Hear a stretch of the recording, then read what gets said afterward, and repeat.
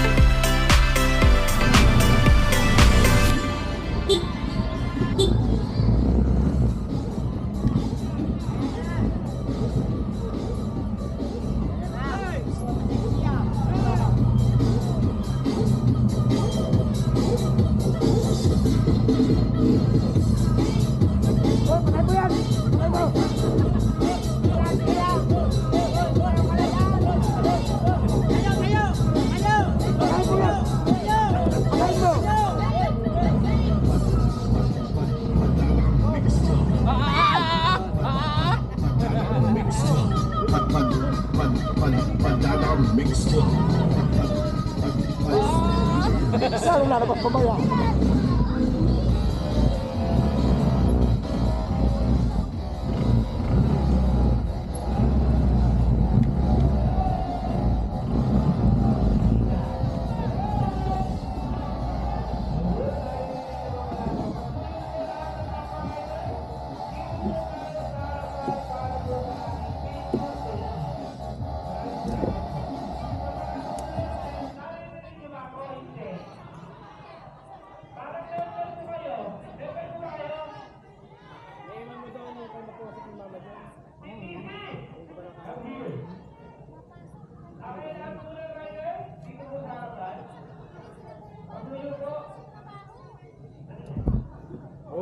oy, aga ng Maritesan ah.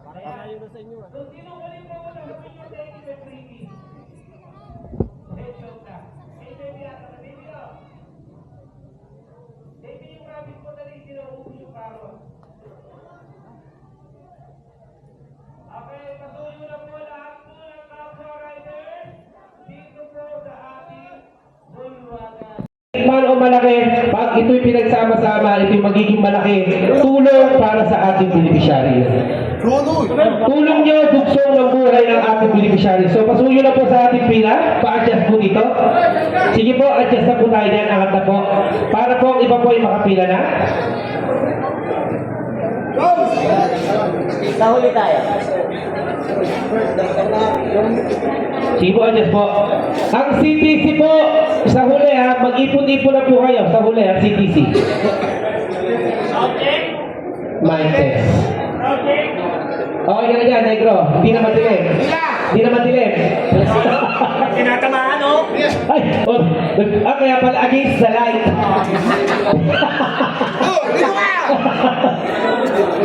Okay, pasuyo na po. Pila po tayo. Pila. So, sana po huwag mapuputol. DJ, meron pa tayong sounds. Kinder Joy brings the exciting world of Wait lang po. Antayin niyo po yung hudyat ko, ha. Ano, pre?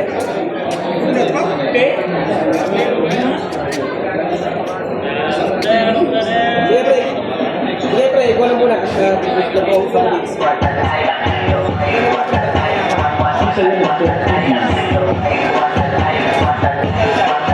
Okay. Ang sabi, donation box!